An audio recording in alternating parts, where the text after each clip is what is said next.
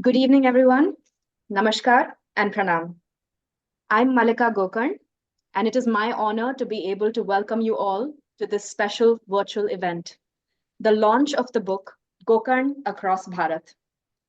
Whether you're joining us from your living room, a cozy corner, or wherever you find yourself right now, it's very fantastic to have you all with us. Tonight is a celebration of a truly remarkable book by Nitin Ramesh Gokarn.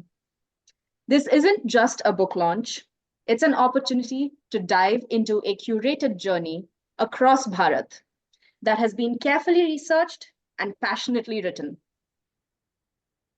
For those of you who might be new to Gokarn Across Bharat, it's a captivating search for Gokarn and the ancient historical, cultural, spiritual, and religious linkages that span several millennia. It is an attempt to discover and collate this expanse of literature across Bharat in a single book. Here's what we have lined up for you this evening. The author will share some insights into the book and his writing process, and then we will have a Q&A session where those of you who have joined us on the Zoom chat can submit your questions in the chat, and I will ask them to the author. I'm thrilled that we're able to virtually connect across geographies and celebrate this literary milestone.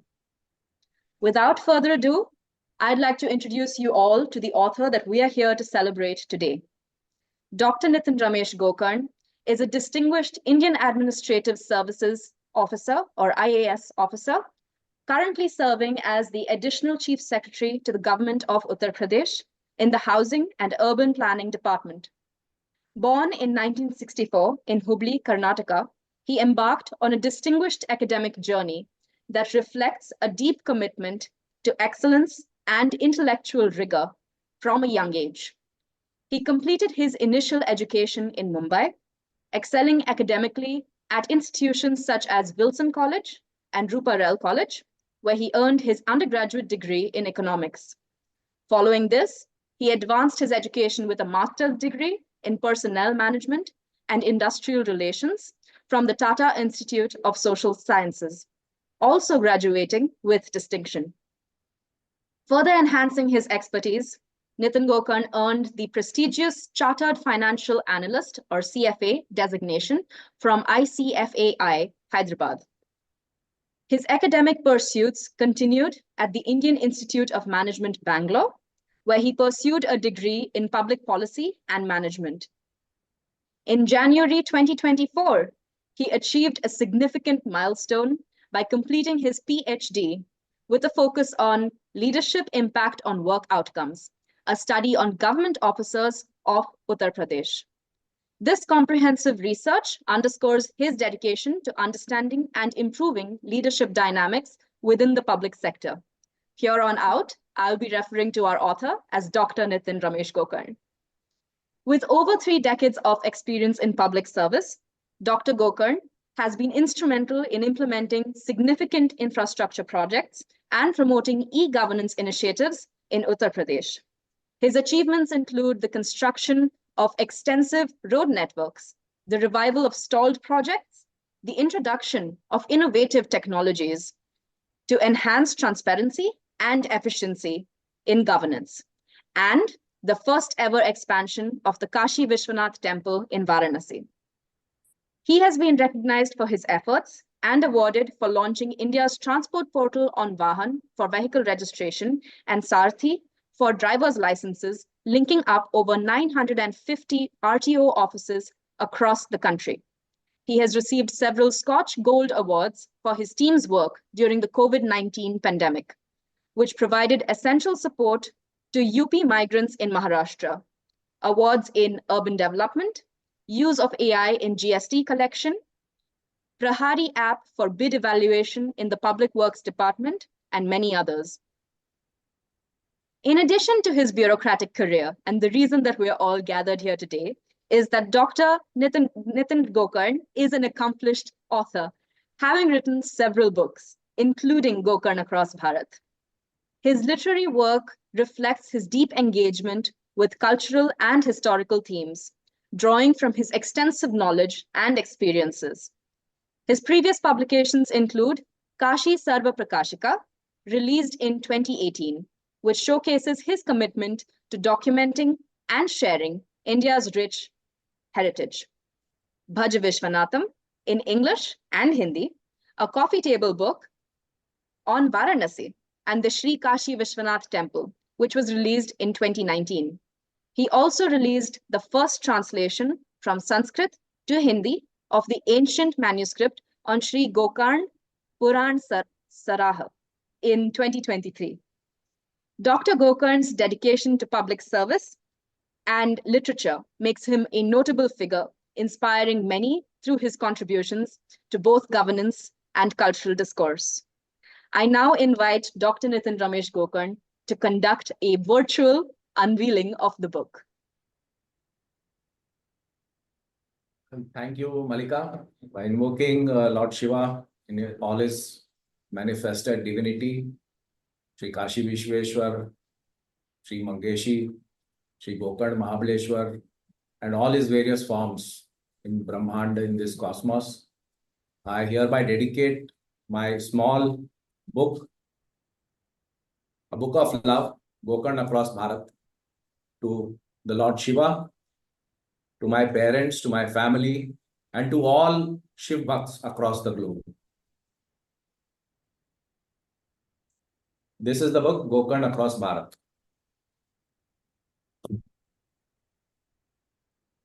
You can now order the Gokarn Across Bharat book by sending a UPI payment to NR Gokarn at OKICICI, as is visible on your screens now. Please send a screenshot of your payment to gokarnacrossbharat@gmail.com. If you have ordered a hard copy version of the book, do also share your shipping address in the email. We will now begin with a couple of questions from me to Dr. Nitin Ramesh Gokarn, and I invite him to now spend a few minutes talking with us and sharing his insights about the book. The first question I'd like to ask you is, how did the idea of Gokarn Across Bharat come about? What inspired you to write a book on this topic? Thank you, Malika. This, as you rightly mentioned, is amongst a series of my earlier books and is a continuing pattern if you observe the pattern. I was blessed in this Janma of mine to have served in Kashi at the feet of Sri Vishweshwara for a very long period of time. And in 2005 is when I was not a very spiritual person, but that posting in Kashi in 2005 enabled this transition from being a okayish spiritual person to a more deeply spiritual person. This posting in Kashi enabled me to learn what Kashi is all about, how Kashi is the microcosm of the entire Indian sacred or Hindu sacred or Indic sacred space across Bharatvarsha. If you look at Kashi, it is within its Pancha Kros or 5 kosas circumference and the 108 temples that go around the Panch Kos, has a mandala or a formation where every god and goddess and of every religious denomination across sacred Bharatvarsha finds a space within the sacred geography of Kashi. This is something I had not known before I was posted there. It led me to a deeper understanding of Kashi when I started reading about the ancient texts. The Kashi Khand in 3 volumes, the medieval texts, if you may call it, by several authors, including Narayan Bhatt and others. Also, the Western viewpoint from M.A. Schering, James Prinsep, Dainayak, who up till recently Niels Guschov. A lot of Indian writers like Kubernath Shukul, then Rana P.B. Singh and others who have written extensively about Kashi, the district gazetteer, and also going from one temple to another in my free time to just understand and experience what this is all about. That brought me face to face with a lot of ancient literature and ancient knowledge that I was not hitherto aware of, which I thought of sharing. So my first book of Kashi Saur Prakashika is a medieval textbook of Pandit Narayan Bhatt, who was a great Sanskrit scholar during Akbar's time, who had written about 29 books in Sanskrit, and one of which is a very milestone book, which I thought I should bring out at least the Kashi part of it to the general Hindi-speaking public. It's called the Tristali Stetu, Tristali being Prayag, Kashi and Gaya. And I had brought out the Kashi component of whatever was written till the medieval period of 1560, 1580, 1565 to what was written about Kashi and what was known about Kashi till that period of time, and brought it into Hindi. Now, that opened up my eyes and ears, because for the first time I saw that the invocation that Narayan Bhatt did was to Lord Bhavani Shankar. I had not thought that Bhavani Shankar would have been present in Kashi, but a scholar of that eminence writes Bhatta Narayan Atmaja Bhavani Shankar, and he invocates Bhavani Shankar in that book as an opening stanza. I find later on that there is Gokarn mentioned at least 3-4 times within that text of Varanasi. That leads me to a quest to understand what this is all about. Because from the time I've been posted in UP, a lot of people ask me, "Ye Gokarn kya hota hai?" And I was too embarrassed to say, Gokarn kya hota hai? I really don't know. So that quest started from that moment. All that I knew was that it is a shape of a cow's ear, and there's a Shiva temple in Gokarn associated with Ravan. But beyond that, I actually had no idea, no clue as to what this is all about. To understand that within the Antargrahi Yatra of the most sacred Avimukta Varanasi Kshetra of Lord Vishweshwara, at its westernmost spot lies the Gokarneshwar Mahadev temple. And I've been there to the temple, and I checked it on the map. It's exactly on the west part. And I've done the Antargrahi Yatra several times. I've done the Panchkosi Yatra on foot also. The Antargrahi Yatra starts from the Jnanavapi temple and goes up from Manikarnika, and it goes around in circumambulation. And towards the Kashi Vishwanath temple, it is like a coiled serpent ending at the Kashi Vishweshwar temple. There are several parts wherein in the same gully you have two temples facing each other, but one temple you have to go when you are doing it, and one temple you have to do when you are returning it. So that's the complexity of Kashi for you. Then I understood that there are several layers to it. It is not as simple as it looks like, that there's only one temple of Kashi Vishweshwar, but it is actually a sacred geography where things are interrelated. That led me to a study of all the texts that were written about Kashi in Hindi, in Sanskrit, and in English. And that was a big instrument for me to actually use and understand and deepen my understanding when we expanded the Sri Kashi Vishwanath temple and merged the adjoining Tadkeshwar and Rani Bhavani's Bhuvaneshwar Mahadev temple into one complex, making the area from about 3,000 square feet to more than 10,000 square feet, and then started expanding it, going right across and coming up to Chhatadwar, so that the pilgrims get better access and get better darshan. So all this time, there was a quest to understand the deeper meaning and spirituality behind it all. That was what Kashi Saur Prakashika was all about. And in 2017, when I happened to be there, posted again for the third time, that's when I thought I should bring out a coffee table book on the Lord himself. I termed it Bhaja Vishwanatham, simply because it tries to bring all the Vishwanath devotees together and to understand what Kashi is all about.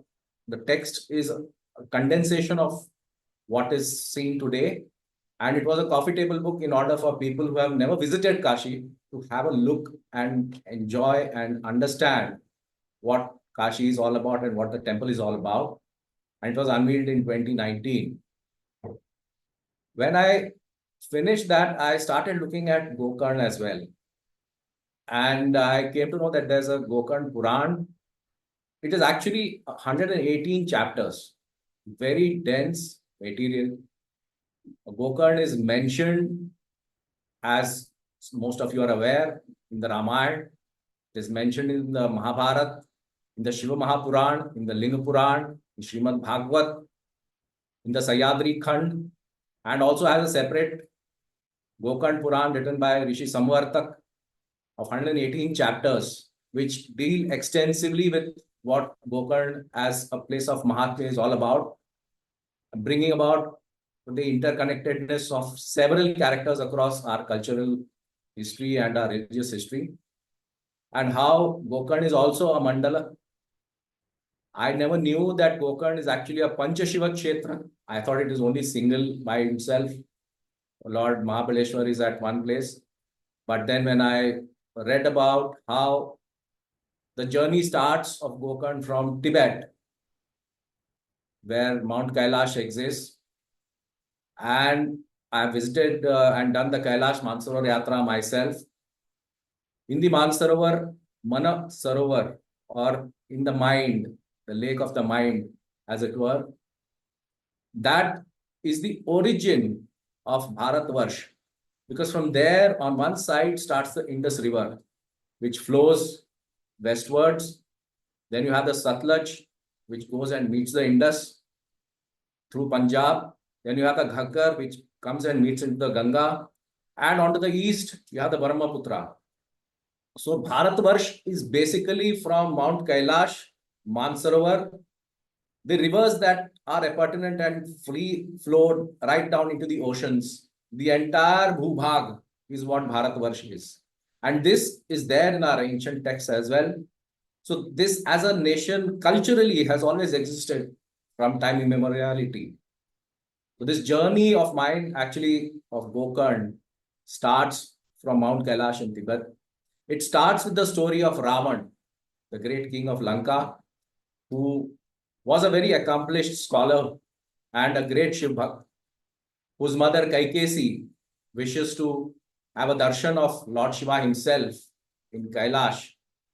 And Ravan, as it was his wont, his pride of being one of the greatest Shiv Bhakts of all time, tells his mother, no, wait, I'll bring Lord Shiva himself to you here in Lanka.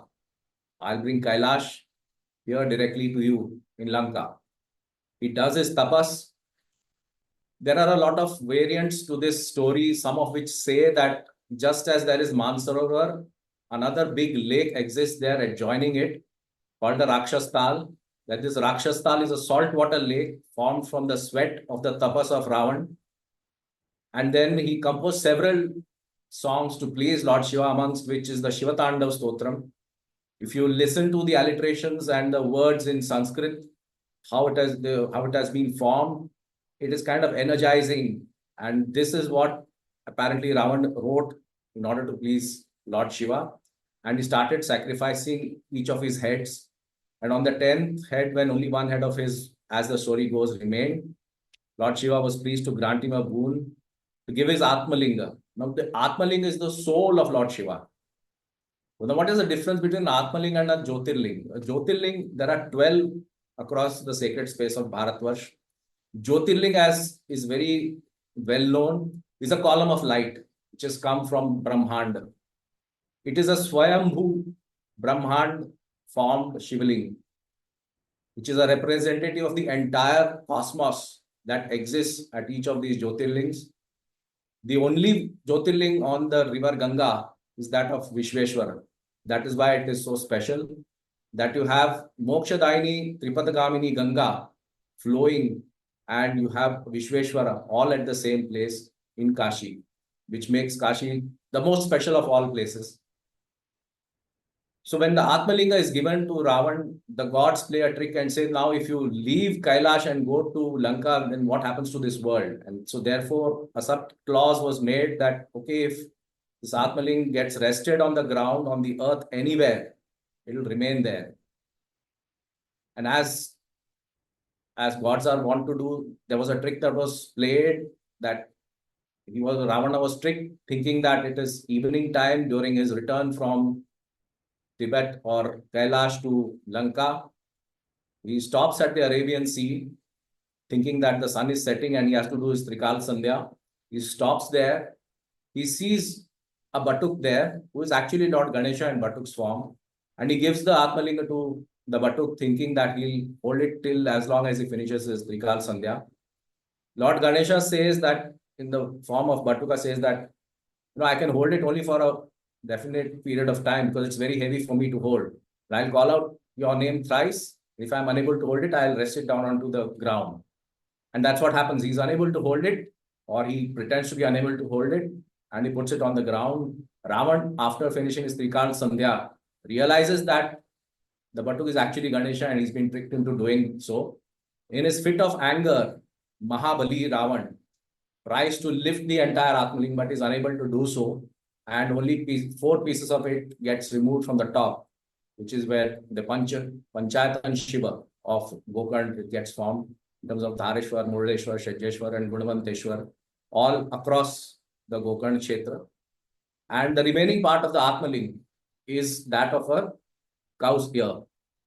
Now, the geography of Gokarn is also such that from the Western Ghats come 2 rivers, the Gangavali and the Aganashini rivers. They come and meet the Arabian Sea.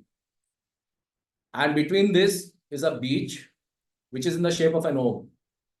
And these river systems, which they come and meet the Arabian Sea, the shape of that entire place, if you look at it on a Google map, you can see that it's also in the shape of a cow's ear. So this Gokarn Kshetra is a naturally formed, in terms of a cow's ear, with an Om beach, which is also naturally formed, with an Atmalinga, which, if it is not visible to everyone, because there are only few times when it is available for darshan. But for those of us who are lucky to go and do Sparsha Darshan of the Atmalinga of Lord Shiva, you can feel that you are touching a person, and it's not a Shila. It's to that extent, a softness you can feel in the Shivling there, which I've not experienced anywhere else.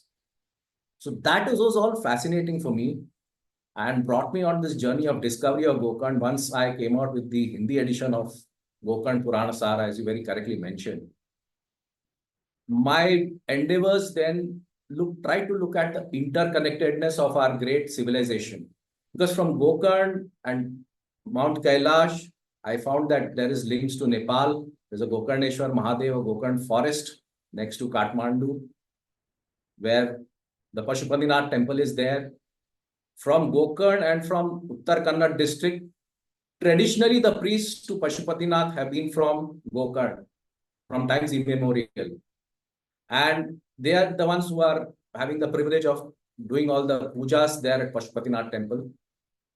I also read about the history of how Prabhaspattan or Somnath is connected with Gokarn, how it is connected with Goa, and through the Saraswati river, which used to flow right up next up to Somnath, and then connected right up north into Haryana, and the Saraswati river civilization, how that was connected.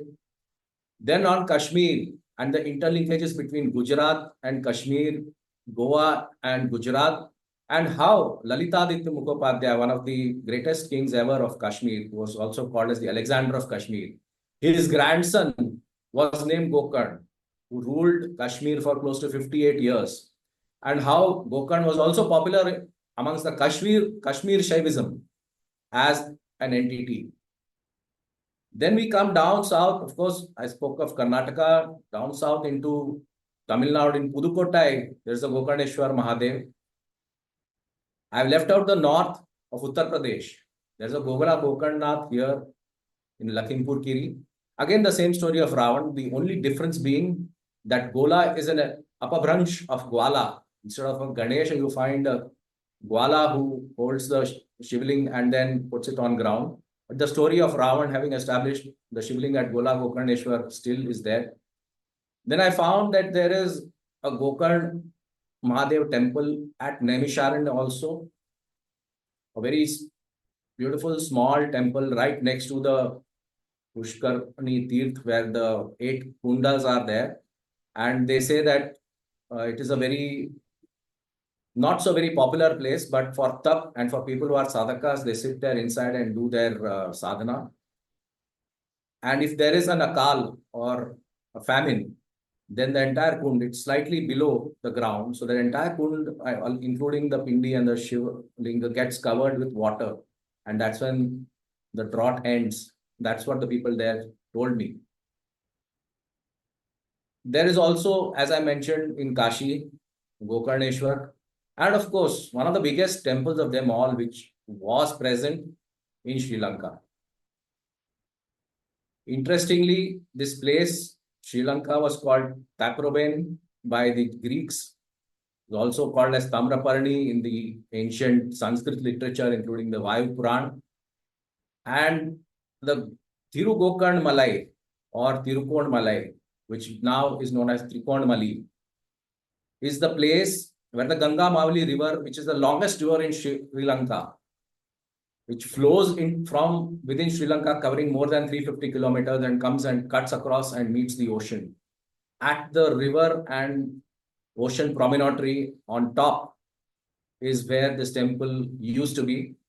It is said that the promontory has a deep gash, which is called as Ravana's cleft, because the sword of Ravana apparently fell and it created that deep cleft on that hillock.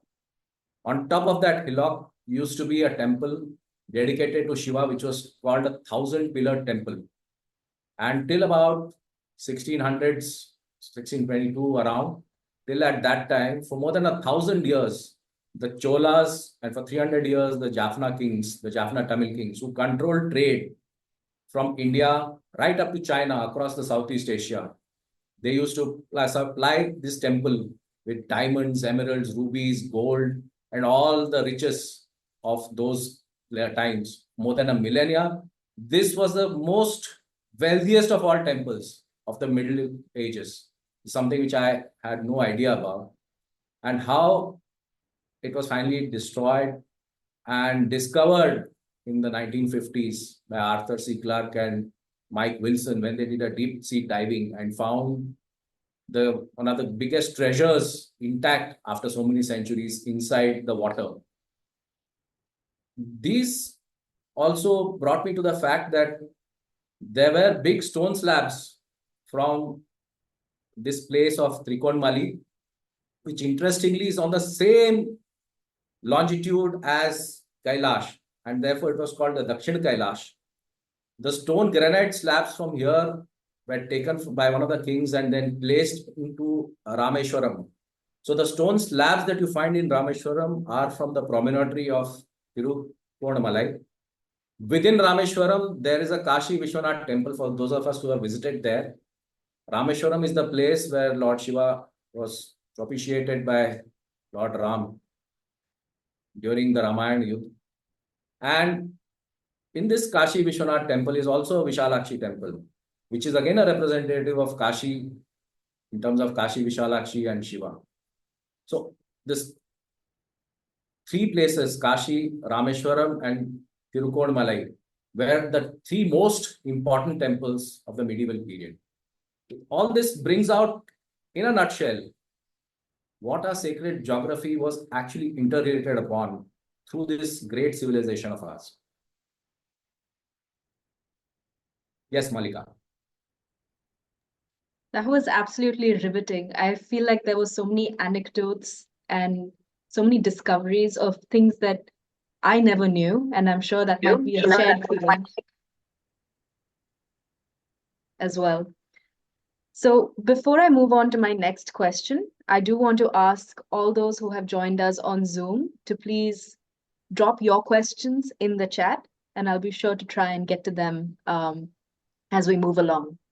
So the next question that I have is, what was the most interesting or surprising thing for you that you learned while writing this book? Because a lot of these pieces of information would have come at different points in time in your journey. So what was it that actually surprised you the most? Well, it's the interconnectedness of places. Just like Gokarn is called as the Dakshina Kashi, Gola Gokarnath is called the Choti Kashi and Kashi. And within the writings on Gokarn Purana, Gokarn is referred to again as an Avimukta Kshetra. For those of us who are aware as to what Avimukta Kshetra is, In Varanasi, the Avimukte Kshetra is where Lord Shiva says that he exists there in that Kshetra from time immemorial, and he will never leave that place. It is a place where you don't forsake it ever, whatever comes. Even if Pralay comes, Lord Shiva will be there. It is the place where he gives the Tarak month, so that the cycle of births and deaths that one has to undergo gets broken and the soul attains moksha, which is the reason why it is called a Mahasmashan. The Kashi is called, by itself is a Mahasmashan. And when you take the Sankalp, every place, whenever you take a Sankalp in terms of the place, time, and person, which is unique at that point in time, as you all are aware. And for Kashi, the Sankalp includes Mahasmashane Gauri Mukhe Trikantaka Virajite. Similarly, in Gokarn Mahabaleshwar, how that gets connected to Kashi, that was the most fascinating aspect for learning for me. Also, that in these texts, Ravan was very fond of Gokarn, because when he takes over Kubera's wealth and banishes Kuber comes to Gokarn, where Ravana's father is also staying. Interestingly, Ravana's father is hardly mentioned in history, but Vishwasrava is actually in exile in Gokarn, staying there. And he also comes and meets his father, that Kuber comes and meets Ravana's father. Also, Gokarn, in its Kshetra, has got Ravan, Kumbhakarna, Vibhishan, all of them, all the brothers, consecrating the Shivlingas there, just as you have a tradition of going to a sacred place and consecrating a Shivling over there for your austerity or for your generations to come, to know that this person had come and consecrated a Shivling there. So this was very fascinating to me to learn. But the most, as I said, the most interesting aspect of all this was how Gokarn was a mandal having Bhadrakali as the Devi. Same thing was there in Trikonmali with Bhadrakali as the Devi.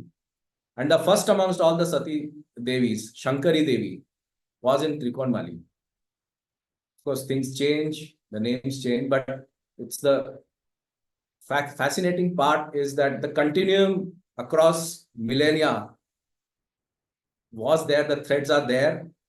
Also, once you start unraveling the threads, one thing leads to another, and that kind of excites you in this entire journey of discovery of what this ancient heritage of ours is all about. Yes, Malika. I really like the idea that everything is intertwined and we are all on a journey of untwining and realizing where we actually come from and finding those roots. What do you hope that readers like myself and all of the folks who have joined here today, what do you hope that they would take away from your book? I think the biggest takeaway for us as an ancient civilization is that we are millennial. I don't know how far back in history we go. If you go by what Nilesh Shok says, then the Ramayana happened 14,000 years ago and the Mahabharat happened 7,000 years ago.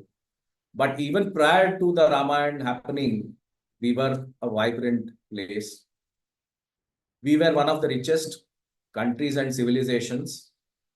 My book brings out the fact that Hampi, as the capital of the great Vijayanagar Empire, which stood in the south of India for over 350 years, established by Harihar and Bukka, and who were put on the throne by none other than Vidyaranyana Swami, the Sringeri 11th Pontiff, or Jagat Guru of Sringeri. And this place, Hampi, till it was destroyed after the Battle of Talikot, between Rome and Beijing, was perhaps the most wealthiest of all cities, I would call it, on this planet. After the Battle of Talikot, for them to destroy it took months. And still, whatever is left that people can go and see today of Hampi, reminds you of the grandeur of what that place was. Again, the city of Hampi was built in 7 concentric circles. Same figure of 7 comes, which is there with Kashi as well. Kashi, again, the sacred geometry or geography of Kashi has got within the Panchkrosh 7 concentric circles and 8 Ganeshas in 8 different directions. So 7, 8, 56, Chappan Vinayak. That is why the word Chappan comes with Dhundiraj Ganesh right next to Kashi Vishweshwar. So this entire mandala, as it were, of Kashi was in a form replicated in Hampi. Despite its destruction, it still continues, and people still go to understand what Hampi was all about. So this discovery of this Gokarn and why Hampi is related to Gokarn also is a very interesting anecdote on what things were in the ancient past. If we read the Mahabharat, it was Balaram, the brother of Krishna, who goes to Setu. Setu was called Rameshwaram those days. He does a dan of 1,000 cows at Rameshwaram and comes all the way to Gokarn and then goes from Gokarn to Pravaspattan. That's the route that he follows. And by the time he reaches the Mahabharat scene, when Bhima and Duryodhana are about to fight, and Duryodhana is Balram's disciple, as it were, and he tells them not to fight because he knows that Bhima has greater strength while Duryodhana has greater skill. But he fails in getting the two to come to an understanding. The fact that pilgrimage was made from Rameshwaram up to Gokarn since the Mahabharata era, where even Arjuna has come, where Banavasi, a place, is actually the place of Banavas of the Pandavas, which was the capital of several Kadamba kings of the past. It brings out also that when Krishna Devaraya becomes the Vijayanagar Empire emperor, in his first Digvijay Yatra, he goes to Rameshwaram and comes to Gokarn. And in Gokarn, nowhere else does he perform the Suvarna Tulabhar, or weighing himself in gold and giving the gold to various people, various poor people in Dan. And there are recorded village grants of Krishna Devaraya's time in Gokarn to several people, which are recorded in my book. A very fascinating journey of how, even in the medieval ages, Gokarn, Rameshwaram, Kashi, all these were interconnected. Even in Gokarn today, you have a Kashi Vishwanath temple of several centuries old. So this interconnectedness and how it impacts your spiritual life was the most fascinating part. Yes, Malika. For me, it's really incredible the number of things that you've achieved in parallel to writing this book. So, can you tell us a little bit more about your process? How did you go about conducting the research needed for a book of this depth and variety? And to add on to that question, I think Captain Praveen Chaturvedi ji also has asked if there was any spiritual experience or moment that stands out while you were doing this process. That's a very fundamentally enlightening question. Well, the spiritually enlightening process happened during the Kashi part of writing on Kashi. A lot of things happened which I can't share on this platform, but which I can share on a personal note on a one-to-one basis. I would not like to disclose some of those aspects because those are very personal to one. But suffice it to say that you come to know that you are a part of a larger, grander design, despite your limitations or despite all that you have. You are a part of something very different. All of us are meant to achieve whatever we have been sent here on this planet to do, and also to try and understand that, to try and get into this journey. It is like one thing leads to another. It's a constant thing. It's not like you are reaching a summit. It's not that whether you got this. It's not like climbing the Everest where you reach the summit and then there's nothing beyond that. Despite writing and learning so much, I still realize that this is still a small speck of knowledge in this vast ocean. And therefore, I would encourage all amongst you, whoever is a seeker on the spiritual journey, to try and enhance your own understanding, knowledge, devotion, and try and get into it at a more deeper and more fundamental levels. Because as I say, just like Kashi is like an onion, there are several layers to it. You can stay at any level, at any layer, and feel enlightened and be happy that you are at that level. But that's not the only layer or only level. There's still some more discoveries to be done. Like even in this book, I know several places which are called Gokarn, but I really don't have much of literature because this book is a research book.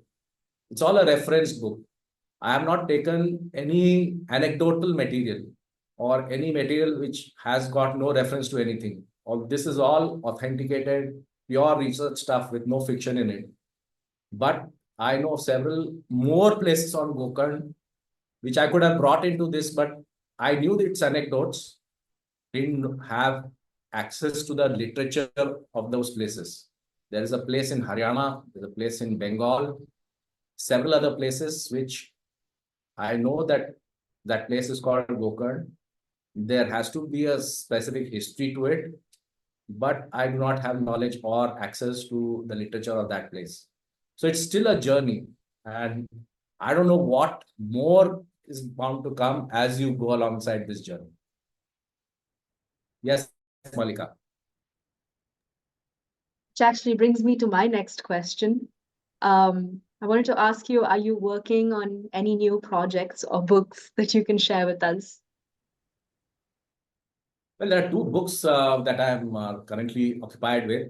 One is almost ready. That pertains to my PhD thesis in terms of, it's not anything to do with this spiritual journey. It's purely work related, where I've tried to show how leadership defines work outcomes, a topic which the private sector acknowledges, but somehow in government, it's not that well acknowledged a fact. In government, it's like anybody can do any job. That's the kind of mindset that we have.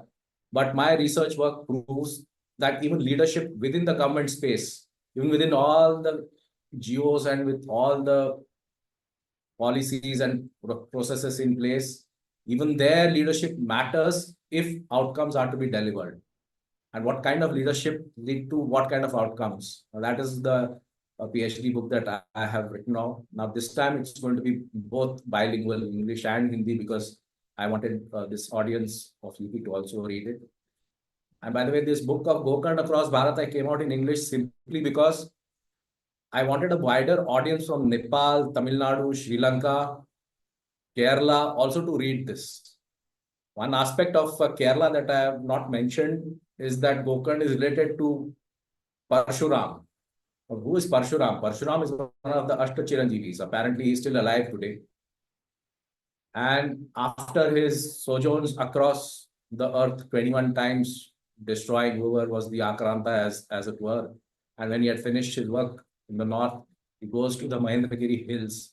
But before he goes to the Mahendragiri Hills, he goes to no other place but Gokarn and throws his axe or farsha.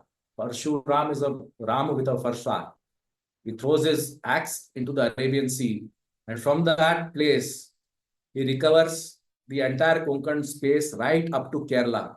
There's a good book in Kerala called Kerala Lotpatti, or The Origin of Kerala, written in Malayalam, which denotes all this entire episode of how Parshuram reclaimed land, what is called as the modern Sapta Konkanas, right up to Kerala from the Arabian Sea, how it was unfit for human habitation and how the snakes or Vasuki were made to give the poison into this land and to repel all the poisonous aspects. That is why there is Naga Puja in all these areas. And the Sapta Konkanas were then inhabited by and made fit for human habitation. This is an aspect also which is there in this book. The next book that I am writing is also I have the material with me. It's called Varanasi Rising. I'm trying now to collate millennial history of Varanasi and the modern history of Varanasi and its modern quest into spirituality as to how things have progressed from the medieval period to the modern period. So that work is still going on, and each of these books actually takes a lot of time. This book that I'm releasing is about 1.5 years of research, close to over 300 books and articles that I had to research myself personally. And this book of mine on Varanasi is again going to take me primary research of close to 2 years, wherein I'll have to look at all the ancient texts and all the modern documents and then bring out that book. So that is still a work in progress. Yes, Malika. I think many who have joined us here today will agree with me that we're very excited to read both books when they're out. One of the questions that we have in the chat right now is from Anil Saraswati, asking how many places do you know of that are associated with Gokarn or have the name Gokarn? Well, as I said, there is a place, there are actually two places in Nepal, the Gokarn Mahadev temple in Gokarn and the Gokarn Forest Reserve. Interestingly, the Gokarn Mahadev temple in Nepal is famous for doing pujas to the ancestors called Aungsha Aunge or some word in Nepali, where they perform sacrifices or honor their own forefathers. Something which is there in the Gokarn of Karnataka as well as at the Rudrapad. People may not be aware, but just as Gaya has got Vishnupad, where you go and offer prayers to your ancestors, Gokarn has got a Rudrapad, where Shiva gives the boon for all your ancestors of people who perform the Pindadan there. I mentioned about Tibet, the origin of the word of Gokarn itself. I mentioned about Kashmir, where Gokarn as a concept and as a name and as a place is not there, but as a concept continued in Kashmir for a very long time.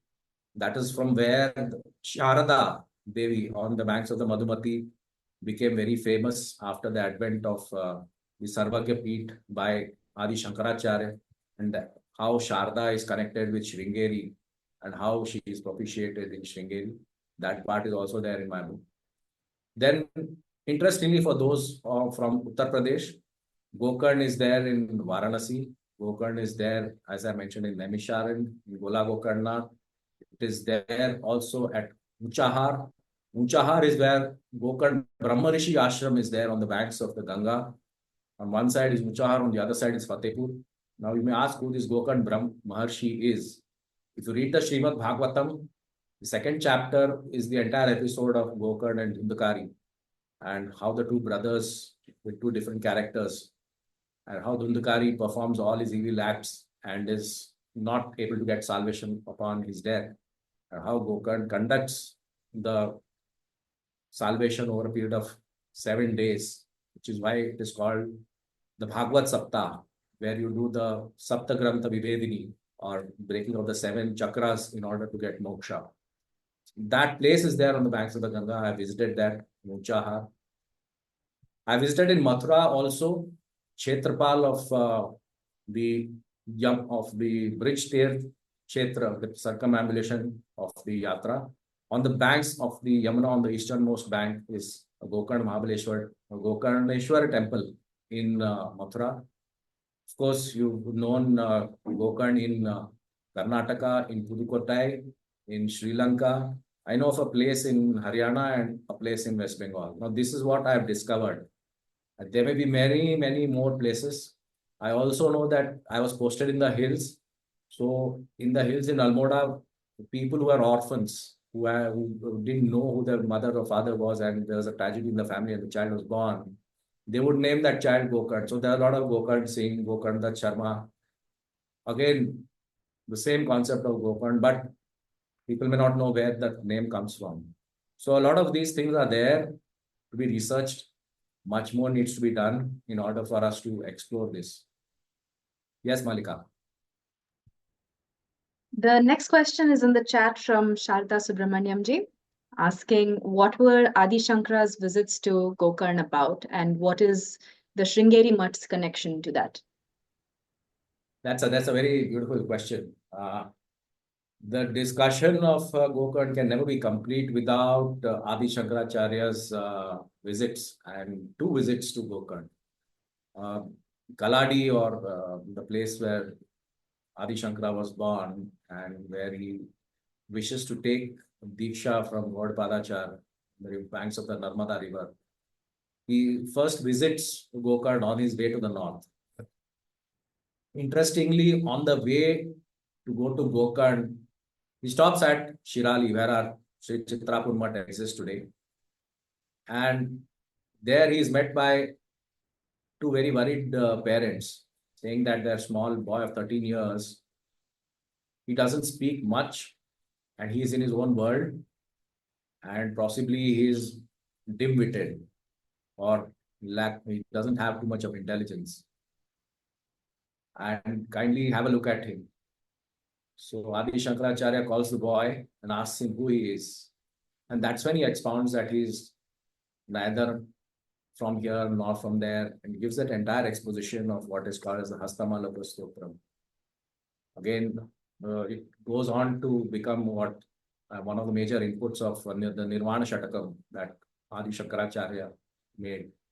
And he is also one of the first 5 disciples.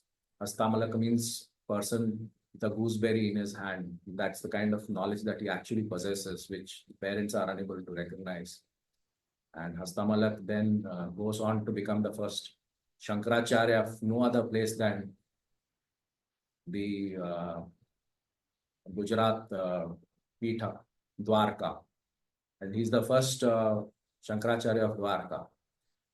So after Shankaracharya does his travels across the north, right up to Kashmir and Badri and Kashi, debate with Mandan Mishra and all that, which everybody is aware of. When he comes back into the south, he again comes and visits Gokarn. And both these visits to Gokarn, he has prayed to Gokarn Mahabhaleshwar. And then on the second visit, he goes down to Kerala. That's what is known about Adi Shankaracharya's visits to Gokarn. There is a statue of Adi Shankaracharya next to the Arabian Sea, if you ever happen to visit at the Gokarn beach. And from the sanctorum of the Gokarn Mahabhaleshwar temple, you can actually see the Arabian Sea. And close to that is where the Adi Shankaracharya's statue exists. Yes, Malika. The next comment that I want to share is from Prabhash Gokarn. I'm curious whether you are aware of this place, but interestingly, he says between Jajpur and Cuttack on the banks of the Brahmani River, there is a place called Gokarneshwar Temple, which he hasn't been able to explore yet. But have you had that opportunity? No, I've not had that opportunity. I know that Orissa also has Gokarneshwar temples, but I have not brought it into the book because neither have I visited the place, nor do I have had any access to any literature of that place, which is authentic in any of these texts. I take only the Sanskrit text, not what is anecdotal material. But I would love to go and actually have a darshan there. All right, one more question, which is from Shivanshuji, asking, how do you envision this rich heritage inspiring today's fast-paced younger generation? Well, I recently read a book on things which continue despite everything. Basics of life, basics of human values, basic core of our living is irrespective of what is happening in terms of technology. We, after all, are the same human beings in the same quest that all of us are. And ultimately, the technology has changed, but you can access things much more faster and travel better possibly today than it was available few decades back. I think a virtual meet like this was possibly not in the realm of possibility about 20 years ago. We are all connected from various locations on the planet and we are able to converse or hear each other. This is something which technology has enabled, and I'm sure that this technology enabler will also be a tool for us to deepen our understanding of what this cosmos is all about. Yes, Malika.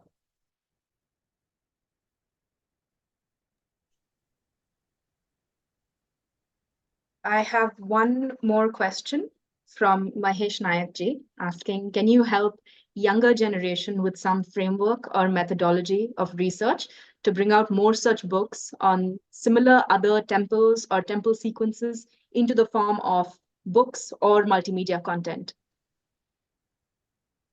Well, I'll be happy to help. I'll be happy to help to bring out the beauty and understanding of temples across Bharatvarsha.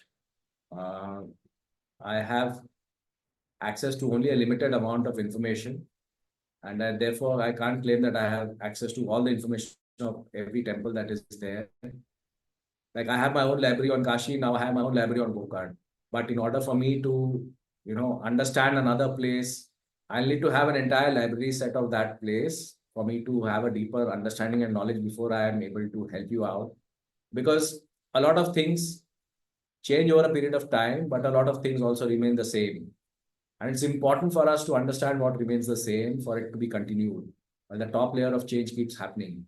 But at a deeper level, somewhere we are all the same. We are all human.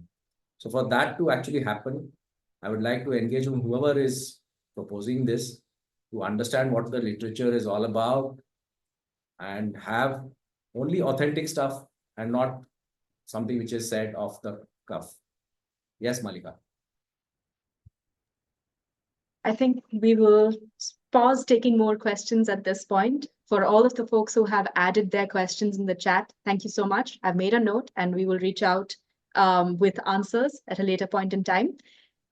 Keeping time in mind, I'm going to move on to closing and vote of thanks. So, ladies and gentlemen, boys and girls, as we come to the close of this very memorable book launch, I want to extend my deepest gratitude to each and every one of you for being here today. Your virtual presence has truly added to the significance of this occasion, and it means a great deal to the author, Dr. Nitin Ramesh Gokarn, and the team involved in bringing this book to life. First and foremost, a heartfelt thank you to our esteemed author, Dr. Nitin Ramesh Gokarn.